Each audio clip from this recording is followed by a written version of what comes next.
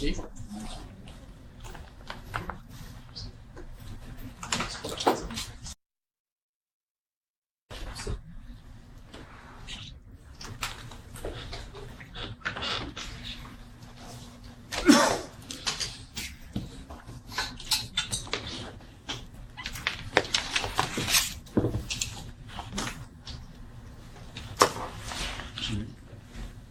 You're on. Oh, thank you very much. Good morning, everybody. Welcome to the November meeting of the Authority. I want to thank all of you who had to travel to get here either last night or today. The weather here was not the best, and some of your locations of departure, the weather was not very good. Thank you for going to the trouble to be here. I appreciate it very much. After yesterday, we can all return to some definition of normalcy and begin to look forward to the holiday season. Yesterday is finished. It's over. Or maybe not quite. Just began. Right. Thank you, John. We've got a fairly short agenda today.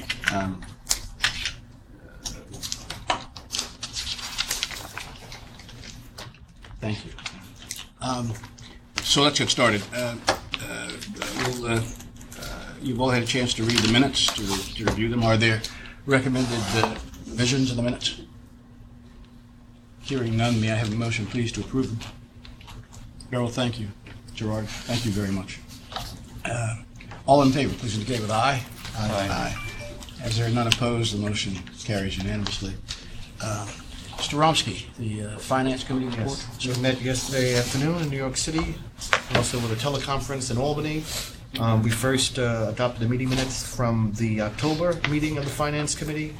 We then advanced to discuss one financing, which was that Pitt sales tax offering. After some discussion and dialogue, that we recommended, or the Finance Committee recommends that be approved at today's board meeting. And that concludes my report, Mr. Chair, unless anyone has any questions. Questions for Jerry? There being none, we'll go to the next item. I'm sorry, I meant to announce this early. John Gardner, Chairman of the Audit Committee, is on the phone. The bylaws result in John being able to participate in the meeting but not vote for any of the matters that come up during the meeting. So John is on the phone, and I assume, John, you're going to give the Audit Committee report? I will give the Audit Committee report, if you can hear me, yes. Yes. Okay. I'm going to go on mute for most of the time so this phone doesn't make noise. Okay, it works for me. Okay.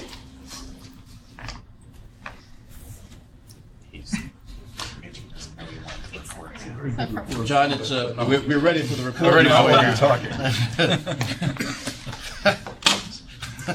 That doesn't work. He's giving the report. Excellent report, John. Thank you very much. He's on you, giving the report. We move to the next episode. Don, Yes. we're ready for the report. Oh, okay. That was quick. Good morning, everybody. The Audit Committee met yesterday. We had our annual presentation from KPMG and Watson Wright giving their plan for the 2018-2019 audit. The presentation was interesting, but not unexpected in any way. Kathy gave a brief update on some other things that are happening in her department, and that is my report. Are there any questions? None here, John. Thank you. I would like to just add on in terms of John's report. We did hear from KPMG a summary of the changes expected through the conduit debt exposure draft from GASB, and wanted to update the board members that did not hear this yesterday. DASNY did submit a comment letter in terms of that proposed statement. We asked for a couple of clarifications. In addition to that, we did request that GASB consider expanding the definition of conduit debt to include not only our private issuances, but also our public issuances. Given the fact that all of our debt issuances are special obligations of DASNY and have no obligation on DASNY's part, we have concern that if the treatment is bifurcated such that a portion of our debt that we currently record on our statements is moved to a footnote disclosure while a portion stays on the balance sheet, that users of the financials may incorrectly assume that DASNY has some level of obligation related to that remaining debt. That was the more substantive of the comments that we provided to GASB. If anybody has any questions, I would be happy to take those. Kim, what happened? I would just like to comment that Kim's letter was a very strong letter. KPMG acknowledged that yesterday in the meeting. It's a good, solid letter. Thank you, John. We had a great deal of assistance from within the finance team as well as counsel's office. Greatly appreciated. Is it likely that GASB will respond to the comment letter, or is that simply something? I'm sorry, to your response to the exposure draft. Is it likely that they will answer you, or simply it just sort of floats away and they do what they're going to do? Well, they will certainly, there were 39 responses received. They will review all of those responses and look at them in their totality to see what's raised. Is there trends raised across the comment letter? So it's hard to speak for what actions they will take. They Okay. certainly will take them under advisement. Thank you. Thank you. We did notice that there was one other issuer, actually it was part of the AICPA, Yes. that responded for clarity on that particular item because they have noted a distinction where the third-party obligor or the borrower and the issuer are within the same financial reporting entity, which is our situation with the state, and that there is confusion as to whose books the state's debt should be on, Got it. the issuer or the borrower. So they too asked for clarification there. It sounds to me like you're likely to get, they will either take an action that is in accord with what you want, or you'll get some sort of answer that tells you why they won't. I would not expect a formal answer from them. Okay. All right. They will issue a final statement, and we will see what's in the statement as to whether or not it was addressed. Terrific. Thank you. Thank you. I didn't ask whether there were questions for John on the audit committee report. Hearing none, the next agenda item is a single approval financing. Mr. President. Thank you, Mr. Chair, and good morning. Behind tab 4 is the Sales Tax Revenue Bond Program / Personal Income Tax Revenue Bond Program Single Approve It Credit Summary with Bond Counsel Cam Wong, Esquire of Hawkins, Delafield, Robert James, Esquire, Golden Holly James, and Matthew Bergen of DASNY presenting.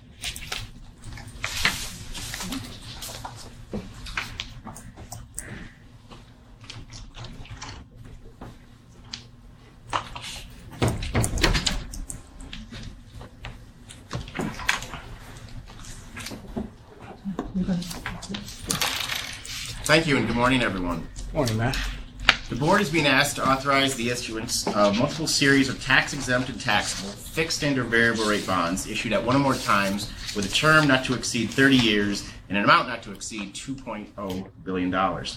These bonds will be issued under either the Sales Tax Revenue Bond Program and or the Personal Income Tax Revenue Bond Program. However, we do expect the bonds to be issued under the Personal Income Tax Revenue Bond Program.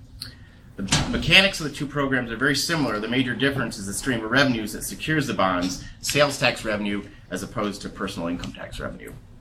The bonds are being issued for new money purposes as well as refunding purposes, and the new money portion will be used for authorized purposes, including capital projects for the Upstate Community College Facilities Program, funding various environmental projects, funding capital transportation facilities projects for the MTA, funding for SAM grants, or otherwise known as state and municipal facilities grants, funding for other economic development projects and or grants, funding for library facilities, funding for the New York State Education Department's longitudinal data system, funding for the New York State Office of General Services for state office buildings and other facilities, funding for the New York State Department of Corrections and Community Supervision's correctional facilities, funding for the Office of Children and Family Services Youth Facilities, and funding for healthcare facilities under the Capital Restructuring Financing Program.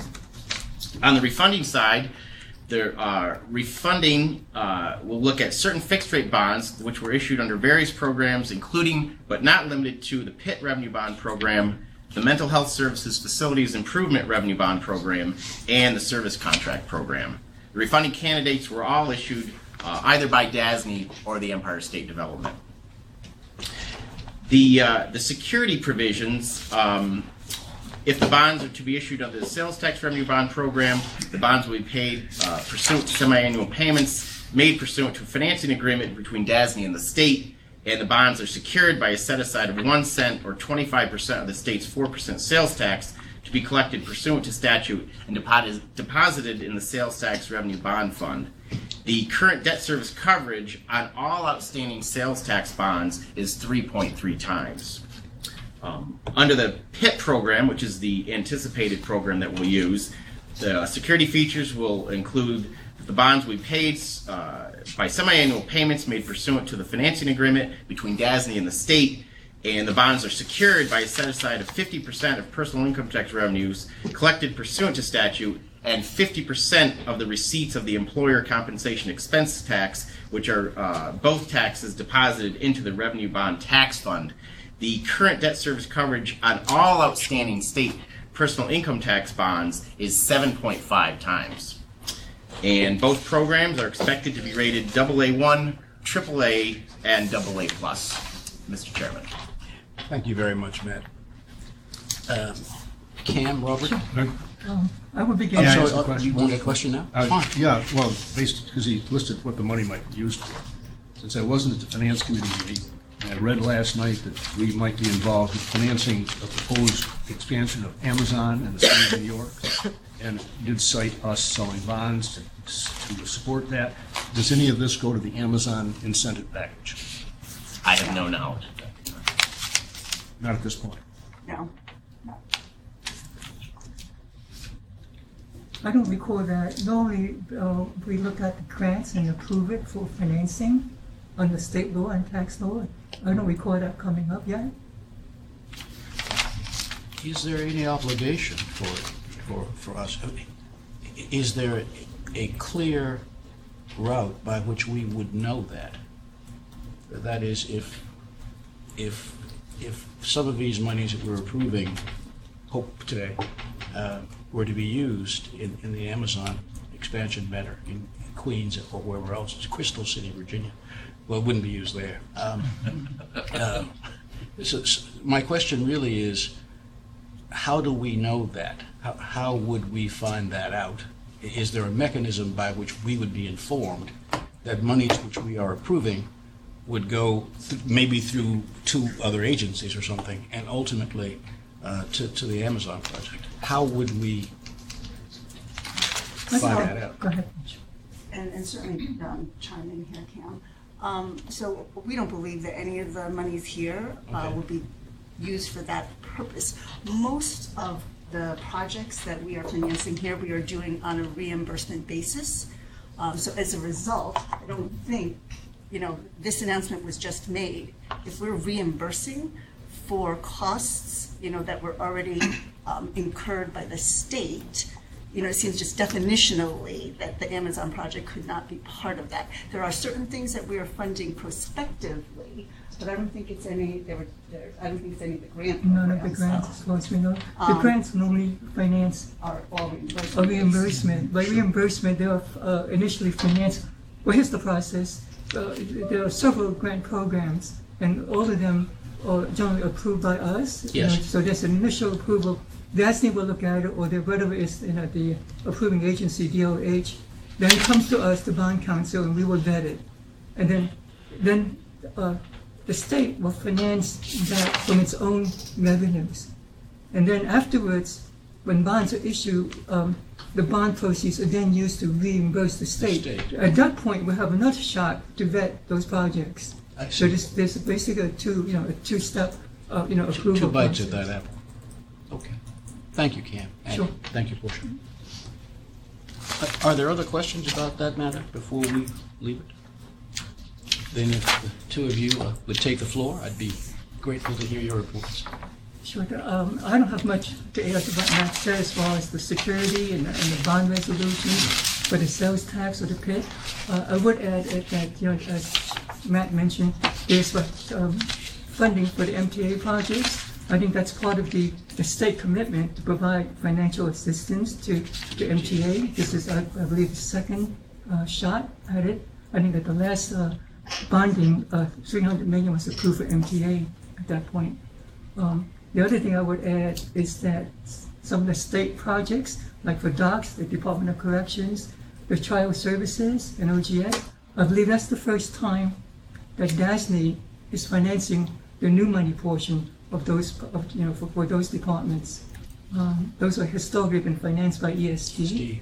DASNY has refinanced some of those projects, but this is the first time that new money is being issued, for those agencies. I think the other thing I would like to add is that we are financing some environmental projects as well for DEC, DEC, and also for the state revolving fund, also for parks, Department of Parks and Services. Yes. So it's a number of environmental projects that are also being financed, and that's and those have been financed in the past. Okay. Thank you, Cam. So I'm going to let Robert handle the hard part of the presentation. Well, it's the most interesting part, which is the mechanics of the supplemental resolutions, which I know that you've all been, sitting on the edge of your seats waiting for. So, pursuant to these resolutions, the bonds may be issued in one or more series or sub-series at one or more times in an aggregate principal amount, again, not to exceed $2 billion. And it's anticipated that all of the bonds will be issued as fixed rate bonds, but all or a portion of the bonds may also be issued as variable rate, convertible, or capital appreciation or deferred income bonds. The supplemental resolutions further provide that all or a portion of the bonds authorized thereby may be sold at public or private sale on a negotiated basis or through competitive bidding, and may be consolidated into a single series with any other bonds that are authorized under the respective resolutions. Now, it's been made clear in your report from staff, but it is anticipated that these will be sold on a negotiated basis, and Bank of America Merrill Lynch is leading the syndicate. The supplemental resolutions delegate to various officers of the authority the power, among others, to designate the series and subseries of the bonds and to determine the principal amount of the 2018-4 bonds of each series to be issued thereunder, provided that that aggregate principal amount does not exceed $2 billion, the principal amount to be issued as tax exempt, and the principal amount to be issued as taxable, if any. And that goes to the issue of which grant programs are eligible for funding and what programs are eligible for tax exempt versus taxable, in that analysis that we undertake as bond counsel. The date or dates on which the 2018-4 bonds will mature, provided that no bond will mature more than 30 years from the March 15th next succeeding its date of issuance, and provided further with respect to any bonds issued to refund the refunded bonds that the final maturity of such bonds shall not exceed the fiscal year of the final maturity of the refunded bonds considered in the aggregate. Whether the series 2018-4 bonds will bear interest at fixed or variable rates, and the rate or rates at which those bonds will bear interest, provided that the true interest cost of any of the bonds issued as fixed rate bonds and the initial rate of any bonds issued as variable rate bonds may not exceed 7.5% per annum if they're tax exempt, or 10% per annum if they are taxable, and such rate or rates in accordance with the approving resolution of the Public Authorities Control Board that the PACB resolution may establish. The purchase price to be paid by the underwriters, if any, provided that it's not less than 90% of the principal amount of the bonds being issued. The manner in which the winning bid or bids will be selected if the bonds are sold on a competitive basis. The redemption provisions applicable to the bonds, including redemption dates and prices, provided that the redemption price of any bond subject to redemption at the election or direction of the authority may be equal to a percentage of the principal amount of the bonds to be redeemed, plus accrued interest thereon to the date of redemption, and/or alternatively may be determined by a formula that is intended to make whole the bonders of such bonds by setting a redemption price based on the expected rate of return to such holders. The series and maturities of the refunded bonds to be refunded, and the principal amount thereof to be refunded with the proceeds of the bonds. The provisions relating to any credit facilities to be entered into in connection with the bonds, and whether any of the bonds will be book entry bonds and the depository for them. The resolutions also authorize various officers of the authority to prepare and distribute preliminary official statements, final official statements, to execute bond purchase agreements if they're sold on a negotiated basis, and circulate notices of sale if the bonds are sold on a competitive basis. To execute agreements to provide continuing secondary market disclosure pursuant to SEC Rule 15C212, to execute and deliver agreements providing for credit enhancement and liquidity with respect to the bonds, and to execute all other documents and do all things necessary, convenient, and desirable with the sale and the issuance of the bonds. The resolutions further authorize various officers of the authority to enter into one or more agreements with applicable state agencies, authorities, and other entities in order to effect the transactions contemplated thereby. Robert, thank you. Are there questions for Matt, Cam, or Robert? Yes, John. It's probably here and I didn't understand it, but maybe I misunderstood the tax law, but I thought there were some challenges to refunding previous bond issues under the new tax law. Yes, So you can't- Under the tax law that was passed last December, Yeah. Under the new law, advance refundings may not be done.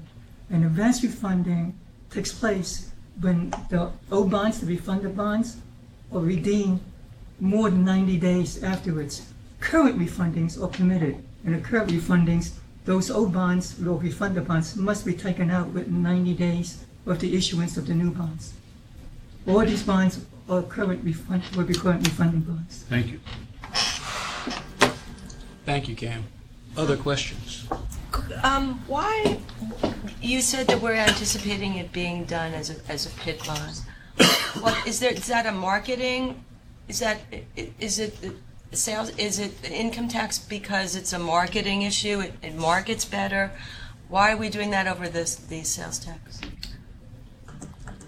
So the PIT program has long been the primary financing vehicle for this state.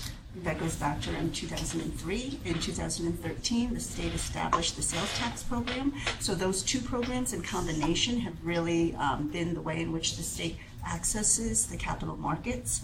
The last several transactions that we've undertaken have been under the sales tax program. Generally speaking, each year we issue under PIT and we issue under sales tax. We've not done a PIT transaction since probably last year.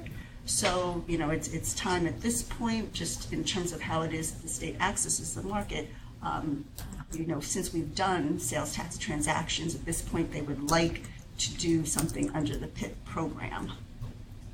Okay. And does it market better? Are the pricing of the bonds vary? Does it?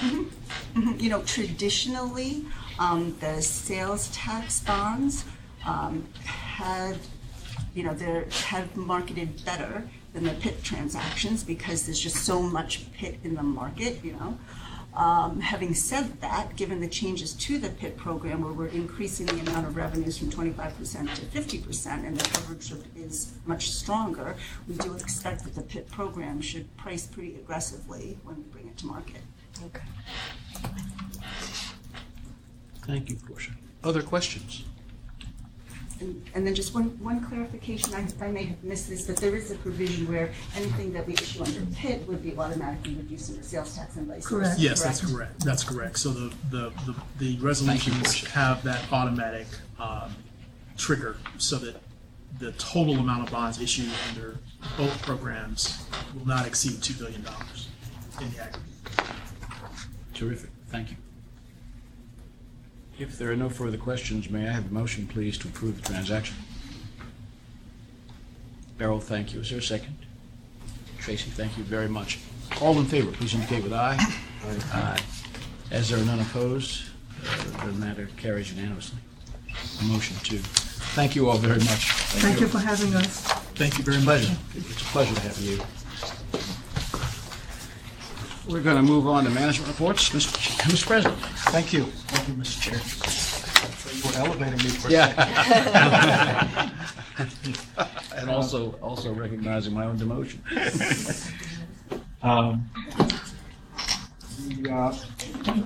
As part of our One DASNY initiative, we have been meeting with a number of clients to highlight the One DASNY process improvements. But this is also consistent with the work that we have been doing around our client account management infrastructure that we have built inside of DASNY. Number one, last year this time, we had already begun to commence the first 6 meetings, all right, over 5 weeks, recognizing that advance refunding would be eliminated, as well as the concerns around private activity bonds. And so we had a tremendous amount of activity, but we also understood, and it's clearly evident across the industry, that volume is down, all right, and it's down significantly. And so one of the things that we think is very important is trying to telegraph and understand better from our clients and partners what are their longer-term needs in terms of funding for their existing capital projects as well as future. So with that, the client account management infrastructure that we put in place is an opportunity to integrate our public finance as well as our construction capability from an advisory perspective to talk to folks about their needs and to really telegraph to them our knowledge of this space and how we can partner with them. So we've commenced a number of meetings, and I think the ones that are very visible that we'd like to highlight starts with one that you are going to opine on rather quickly. So our team members communicated and met with Catholic Health in a meeting where we focused on financing needs, guiding them through a regulatory process, as well as using our construction division to review architectural drawings in connection with the Department of Health's Certificate of Need process. We also discussed with them the recent collaboration that we had with Montefiore Health System, where we applied many of the process improvements mentioned in their $685 million hybrid tax-exempt and taxable financing offering.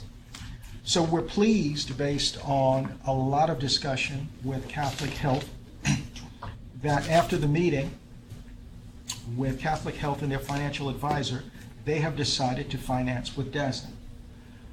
So that's important in the sense of what we're trying to do, recognizing that we can't drive supply, but what we can do is make sure that we are in front of our relationships and continuously try to source opportunities and then show them the value add. Again, we differentiate ourselves from our competitors, right? Because we've got intellectual capital here. We have partnerships with Department of Health, Department of Education that distinguish us significantly. So that's what we're trying to do in terms of getting in front of our clients and our partners and making them aware of the longer term benefits of doing business with the state. It's great work. It means that your outreach is working.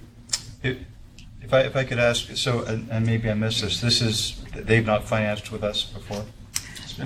They have financed with us before. I believe it's in 2006, 2008. Yeah. In 2015, however, they financed away from us with their local issuer. So part of our process is really touching those institutions who have financed away from us and those who have not worked with us. Now, we recognize that there are some institutions that, quite candidly, we're never really going to get based on their local relationships with the local development corporations and the IDAs. But we think that there continues to be a value proposition for us to be front and center and talk about the value add of who we are and what we offer. Certainly, on behalf of the state. So this is a very important a transaction for us for the reasons enumerated by Portia, them going away from us. I think the Montefiore transaction is very important because it signals to a number of other healthcare institutions, all right, what we have put in place, and that they should give consideration to at least talking to us. So that puts us in the ballpark. I know I've asked this question before, but it's been a couple of months, and this is obviously a good example. But I take it that the response of the market to the One DASNY initiatives is positive, and you're seeing potential for increased volume, or. Well, the volume issue is a separate issue, right? Because, I think the reality is that... Well, increased relative to what we would have... You've got interest rates going up, and you've had an aggressive effort on the part of all of our partners to get into the market before, the loss of advance refunding, the loss of private activity bonds. So we understood going into this year that we would see a decline in volume. The bigger issue for us really is making sure that when folks have current refunding needs, that they look to us, all right? So in that context, and making sure that we can also provide, advisory support for some of the things that they're doing. We're building out an energy services corporation inside here, so we're starting that discussion. Energy reduction, all right? Zero net carbon use. All of these things are points and parts of how we're trying to think about our business a little differently and meet the needs of clients. TELP, we've got we're rebranding TELP, so that's another way that we can lead because we're not seeing that volume that we saw before. That's beyond us, unfortunately. We also met with Memorial Sloan Kettering Cancer Center last week to get feedback on our 2017 financing and to update them on our One DASNY initiative. We will also be meeting with Mount Sinai and New York Presbyterian Hospital later this week. I think what's important, and maybe I'll just ask Portia to highlight the aspects of what came out of our discussion with Memorial Sloan Kettering Cancer Center. And this is something that has come out in other conversations that we have had with clients over time, where we think that we're in front of these issues as they see. So I'm going to turn it over to Portia anyway. Sure. As Jordan said, we met with Memorial Sloan Kettering last week. It was a very good meeting. We really wanted to talk to them about two things. One was the experience and their sort of reaction to the 2017 financing that we did on their behalf. As you'll recall, that was one of those transactions that we did at the end of the calendar year in anticipation of potential changes associated with the federal tax reform. And they were very, very pleased with that transaction. We brought them to market really very, very quickly. They were just very pleased with the way in which that transaction moved forward through the process. One of the things that I think Gerard had said at the time, because he had gotten a lot of feedback from folks after sort of that rush of transactions at the end of the year, people had come back and said, okay, you did great, and now that's kind of the benchmark, and from here on out you've got to do better than that even. But basically, that's kind of what we heard from them. We were able to talk too about some of the process improvements. We talked about the change in the guidelines. We talked about again, the process improvements that we've made here. It was interesting because they had done a transaction in New Jersey, and they did a little sort of compare and contrast with us in terms of things that happened there and thoughts they had about that. And we were able to basically say, we've thought about those issues really in the context of One DASNY, and we think that, we would approach things in a certain way. And they were all things that basically they were saying to us in terms of the way in which we conduct our working group calls, sort of the role of the third-party professionals versus the authority staff, comments that they had with respect to documents. And it was, I think, really gratifying because everything that they were raising in terms of things that they had been thinking about, we were able to say, you know, we thought about that too. That was really a part of the discussions and deliberations that we had in connection with One DASNY, and happily where we landed was exactly kind of where they had hoped that things would go. So it was really a very, very positive meeting. And, you know, if I might, also on the Catholic Health System of Western New York, just a little bit of additional commentary there. You know, a large part of the One DASNY initiative, you know, certainly there's the guidelines changes, there's the process improvements, but I think one of the overall takeaways from that was just how it is that we conduct ourselves in terms of really our relationships with the clients and really trying to be responsive to the clients and to think about things really from their perspective as opposed to, you know, always thinking about things sort of from the DASNY perspective. And one of the other really gratifying things I think about Catholic Health System of Western New York is that their financial advisor had reached out to us on a number of occasions to ask us questions as they were doing their diligence, as they were trying to think through what conduit issuer they should use. And I think we were able to get back to them quickly. I think we were really very responsive to all the questions that they raised. And we had talked to them enough times in terms of giving them that feedback that when we, you know, started thinking about who are we going to reach out to, and we have a list, Gerard had asked us to put together a list of clients that we were going to reach out to.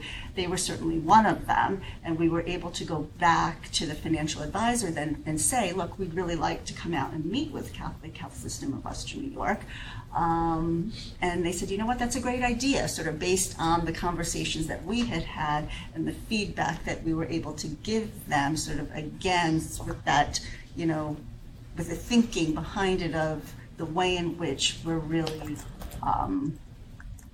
interfacing with the clients and their financial advisors. You know, it also became clear to us in our discussions with the financial advisor that, you know, a lot of the things that they were looking to do were in some way similar to the kinds of things that Montefiore had undertaken in their financing, and we were able to talk to them about those kinds of things and draw the parallels. So they really were very interested in having us come out and meet with them.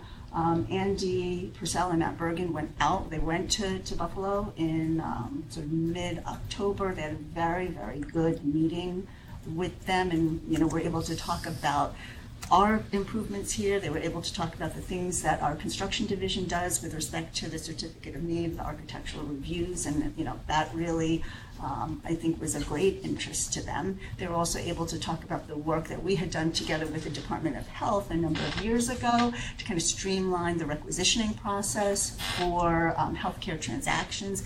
That also really resonated with them. So it was really very positive, and as a result, you know, we got very good news from them, as George had indicated at the end of October, that they were going to come through us. So we were really, really very, very pleased with that. Yeah, I mean, I think the bottom line is for us to position ourselves as the partner of choice for their capital needs. And even though the world has changed from last year, people will always need capital. They won't, they're not rushing, okay, to the entryway at this point, but they'll need capital. They'll have to refund debt, or they'll have to issue new debt. And so, and these institutions in particular really are starting to capture what we did for Montefiore, which is the hybrid structure. And that is huge because the nature of healthcare is undergoing a huge transformation in terms of these pavilions and how they are trying to build out partnerships. And we've been in front of that. We have been in front of that because we've been doing this now for close to 2.5+ years. I think now with some of the changes, people are beginning to hear that better. So I think net, this is very positive. It does not escape any of us that the volume challenges are going to continue to be a pressure for all of us. That's the reality now for the industry. But we're waiting to hear more about what innovation exists out there in the marketplace. doesn't necessarily mean we tap into that innovation in terms of the types of strategies, but there's a lot of stuff that the financial community is really rethinking. It's still early stages. And to George's point on the volume, so, we're meeting with existing clients, but we also have a list of new clients that he had asked us to put together so that we could really reach out to them and talk to them about our financing and construction services. If I can ask, it's taking the topic in a slightly different question, but given that volume is down one way or another, what is the impact on the organization as a whole? There's an infrastructure in place for, what does that mean, for this year or next year? It has an impact on us, and that's one of the reasons why we are looking at, and have been looking at, ways to do market expansion, and looking at, businesses that have an adjacency to what we're doing. And so how do we reposition Tilt? How do we look at, energy financing capabilities? So these are smaller pieces, but they're hugely important, both from a financial perspective as well as an efficiency and how you net out benefits. So those are areas that we're looking at. But when you contract in one area, you've got to figure out where else, in your business continues to support us or move us forward. Sure. George, do you have you're looking at former clients and reaching out to make sure that they know that one DASNY has made our organization a very different organization. You're going after former clients, prior clients, and you're also looking at opportunities for new business. Do you have a priority? Do we have a priority? It's a small universe, so Yeah. I think we are looking at it pretty aggressively. The first issue, if you have to push me on a priority, the first issue is to do no harm to your existing client base. Of course. Okay, and so we want to make sure that we work very hard to preserve that during a very difficult period.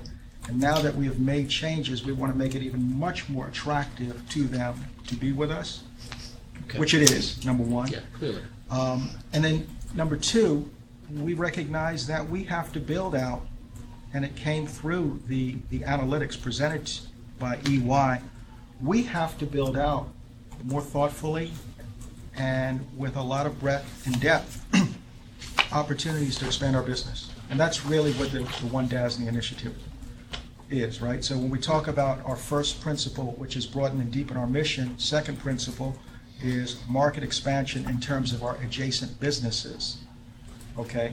Third, more efficiency. Fourth, risk management, right? All of that is essential to making sure that we can do more with our existing client base, and there's an opportunity for us to reach back to those who have not worked with us, those who have left us or Right. chosen to go Right.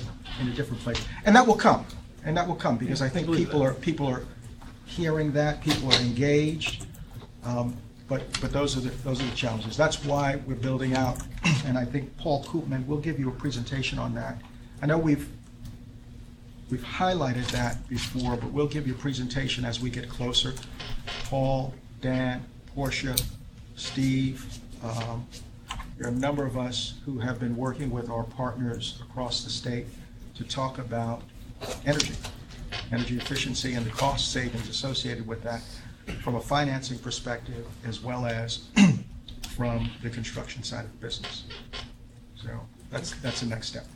Thank you. Is there a structural competition on this energy thing between the Dormitory Authority and the State Power Authority? They have a lot of initiatives across the state. We don't think so. We're partnering. There's a lot of opportunity out there. And actually, the clients that we service, we've been really doing some of this for them for a long period of time. We'll source. We've been talking to, who did we start talking with? It was Folks from NYSERDA? NYSERDA, right. We've been spending some time with NYSERDA as well. So I think there's a a good partnership that will come out of all of this. So it's not as if we're cannibalizing anything. Got it. Got it. But are we working with NIPA to take advantage of the programs that they have that might be more efficient for us to produce than they do? Well, we're working with NYSERDA But first. not the Power Authority. And we've met, Paul Koopman has met with NIPA as well. So yeah, he's been talking to them too about their programs. And they were not concerned that I mean, so it would cross over at all. it just seems to me that we might be more efficient. Look, so what we say, we know our clients, we know them very well, and so what we're seeking to do is leverage whatever capacities exist from our partners. And, we think that there's no crowding out of opportunities, given what we do and how we're looking to do it. Fair enough. Fair enough. Okay. Speaking of collaboration, again, some of the biggest projects in the nation are happening here in New York State, and they're being done by our sister authority, Port Authority, and that's LaGuardia, that's JFK, and they're huge. Big focus has been the capacity to create more opportunities for small businesses in MWBEs. And so in the spirit of collaboration, Port Authority, who is led by Rick Cotton, who we have worked with very closely over the last close to 4 years on Moynihan as well as the Javits Center, had reached out with his head of the MWBE program, Mike Messiah, to have us come in and really talk to them about best practices and the mechanics of what we have put in place as it relates to equity and inclusion. So myself, Michael Clay, and Dan Petroff were invited to partner and engage with Port Authority. I delivered a presentation to them. We have since had subsequent discussions. Again, there's a lot of commonality, a lot of synergy, and a lot of opportunity for each of us to learn from one another.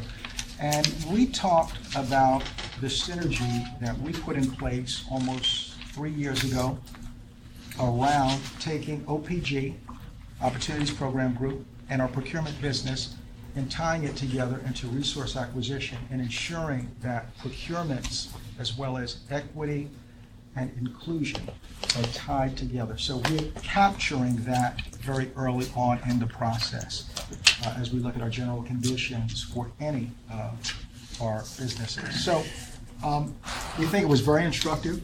We're going to have more communication with one another. Obviously, they have a huge multiplier, and this is a big issue for them in terms of building out supplier capacity as well as vendor capacity. It's the same for us, even though our projects are of a different size. So again, we will continue to work and coordinate. And I wish we could do some of their projects, but we'll work on that. That's an opportunity for us to work on a partnership. So we'll talk to Paul Koopman to see if he can work with Derek Cutter on getting an arrangement, because they are doing a lot of stuff. Yes, they are. The other thing that we did, which is, again, important, we focus on demystifying ways of doing business with us. It's very important. We have collaborative communication with our partners, our vendors, and we just had an outreach event to our partners to help them understand the focus that we have going forward in terms of alternative delivery, as well as how to do business with us. And there, we provided guidance to firms on how to work with DASNY and gave access to DASNY's expert staff, including Steve Kuro, Paul Koopman, and Michael Clay. Those in attendance also had the opportunity to understand the work that we are focused on in the alternative delivery space. And so we thought we would introduce Alan Resnick, who is the Vice President at Brailsford Dunleavy, Inc., who we have been working with. It's one of our term contractors. Alan spoke on what the market is looking like for alternative delivery projects, particularly in the metro New York area, and how both traditional design and construction firms, as well as specialty consultants like Brailsford, can get on teams to work on these projects. Again, we want to telegraph to the market what we're doing, how we're doing it, and to be ready for how to work with us so that we reduce the frictional costs of doing business with DASNY. In addition, we heard from, or we had a number of our MWBE firms, two in particular, AMG Demolition, Joni Capobianco of AMG Demolition, and Andrew Simmons, president of Lachey Construction. Both firms provided accounts of their work with DASNY and how they have been able to increase their capacity as a result. And so again, this is an opportunity for us to really present to the broader community what we're doing, how we're doing it, and really demystify the work that we're doing. The other aspect is on October 26th, the New York State Office of Alcoholism and Substance Abuse Services officially opened the doors of its new Champlain Valley Family Center Recovery Campus in Schuyler Falls. DASNY provided construction and design management services for this innovative treatment facility in the North Country. This new center provides detox, stabilization, respite, and outpatient substance abuse disorder services 24 hours a day, 7 days a week.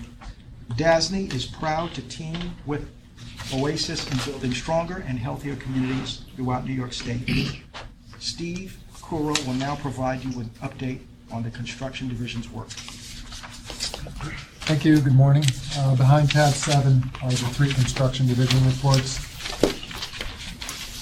The first report, the construction projects report, a couple of photos of a project we completed this past summer at City of Plattsburgh. It's the Macomb Hall renovation project. The budget was approximately $15 million. The scope was a complete renovation of the 152-bed, 48,000 square foot residence hall.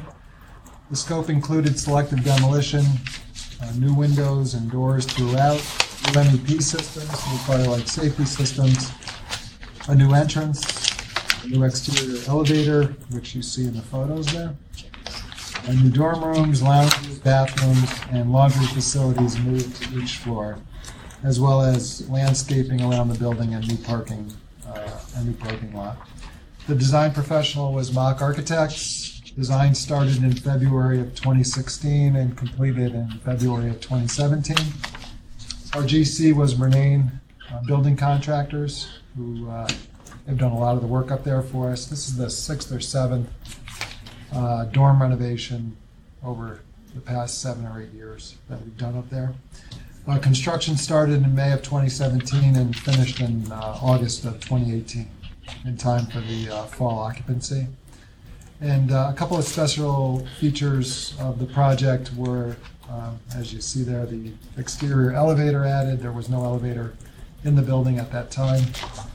And we also added a Student Success and Equal Opportunities Program Center on the ground floor of the residence hall.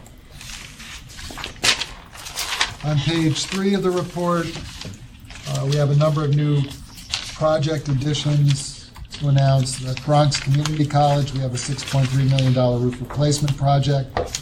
At John Jay, a $7.2 million bathroom renovation project. At the College of Staten Island, we have a $6.2 million HVAC project. At Medgar Evers, we have a $19.7 million energy performance project. CUNY Grad School, $6.5 million HVAC project, and at SUNY New Paltz, $28 million Deo Hall renovation project. So in total, about $75 million of new projects coming on board this month. On page 7, construction expenditures through September 30th, prior year to date was $412 million. Current fiscal year is $321 million. That's a delta of approximately $91 million. As far as projects and programs, I'll start with CODA, the Court Officers Training Academy. At this time, all TCO requirements have been completed. As of this past Monday, our expediter is now formally requesting TCO from the New York City Department of Buildings. We understand from our expediter the application will take anywhere from 2 to 4 weeks to process. So we're very close to a TCO at that project.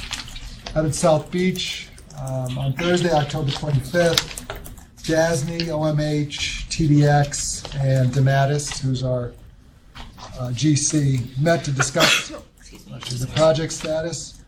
The contractor is working to enclose the building structure at this time prior to winter weather setting in, and also planning temporary measures to enclose the building for any areas not permanently completed. Otherwise, construction activities include brick masonry, punch window installation, curtain wall installation, MEP rough-in, and site work and pile installation. Javits, the Javits expansion project, we issued our final build-out permit for the project last week. The expansion project and transformer building project permits have now been issued. Construction on the expansion continues with structural steel erection proceeding and the transformer building nearing a temporary approval for occupancy permit. And over at Moynihan, construction work is progressing on the train hall and skylight scopes of work. As far as NYCHA goes, on the security side, 66 of the 80 projects have been completed. 9 additional projects are in construction. There's 2 in the scoping process. There's 1 new project that was added, 1 project on hold, and 1 project is awaiting material fabrication. On the appliance side, we have 32 of 38 projects completed. 2 projects have delivery dates established in November and December, and 4 somewhat new projects we're coordinating with NYCHA on development needs and schedules.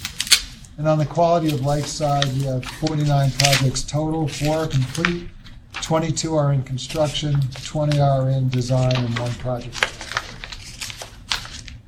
And on the SUNY side, we're gearing up for the 2019 summer season.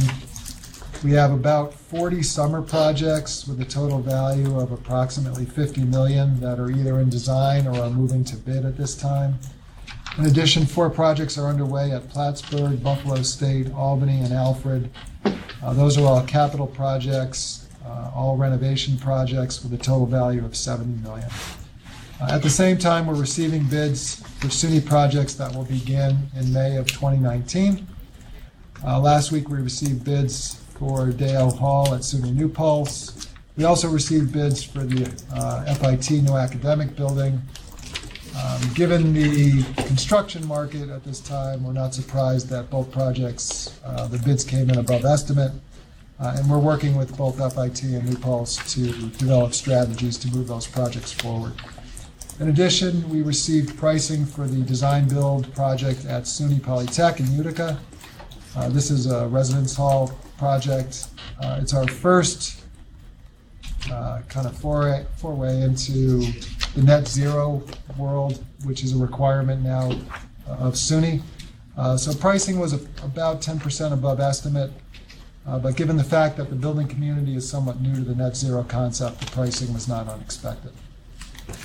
And lastly, on the DOH Life Sciences Lab project, our basis of design consultant continues to work to complete that work product. The basis of design, once complete, will be included in the request for proposal phase for the project. That completes my report. Thanks, Steve. Questions for Steve? I had one. The NYCHA projects, excluding the quality of life projects, which are essentially construction projects, you've got appliances and you've got security. And obviously those are progressing, as your report just indicated. How much longer will you be there doing security work at Plattsburgh? The security projects, really, I mean, 75 of 80 should be done this calendar year. Really? Yeah. It's true. The others, the one on hold, I'm not sure when that comes off hold. We're working with NYCHA on that. There is one new project. I think it's $1.5 million security project. So we're just, getting our team together and getting that one geared up. Okay. And two are in scoping. So overall, on the security side, we're going to be very close to being completed, I would say, by the end of this year, no later than Q1 of 2019. Appliances, these kind of go pretty quickly. So 34 of the 38 will be done by this calendar year. The 4 new ones we're just coordinating. I would imagine in Q1 we'll have those knocked down as well. So the 2 scopes of work that are worth approximately $60 million should be completed no later than Q1 of 2019. Terrific, Steve. Thank you. Unless, some of the quality of life dollars move back into those 2 areas. Thank you. Yep. Is there no questions for Steve? General Counsel's report. But before we do that, this is where we go into executive session. Or did you have a report to make before the executive? No, I think the only thing we have to note is in your packets on the table is the schedule for next year's meetings. We are keeping an eye, as was reported previously, on that first meeting, and Diane just wanted to make sure that we got it back out. We didn't get any comments back on it. But if it does need to change, just let us know. But if not, this will be the schedule. Again, keeping in mind that that's the first meeting we're watching. Okay. I think at this point we'll go into an executive session. May I have a motion to enter an executive session to discuss the financial and credit history of particular corporations, proposed pending or current litigation, and the employment history of particular persons or matters leading to the appointment, employment, promotion, demotion, discipline, suspension, dismissal, or removal of particular persons. Thank you very much, Paul. Is there a second? Thank you both. Thank you. All in favor, please indicate with aye. Aye. Are there any opposed? Motion carries unanimously. We are in executive session. Let the record reflect that the members have just come out of an executive session during which no decisions were made other than to return to the public session. Kim, do you have anything to add to your finance report? No, I don't. Thank you, Al. Okay. Is there any other business then to come before this meeting? Hearing none, may I have a motion please to adjourn? Carol, thank you. John Johnson, thank you very much. All in favor, please indicate with aye. Aye. I think the motion passes unanimously, and we are out of here. Thank you. Thank you.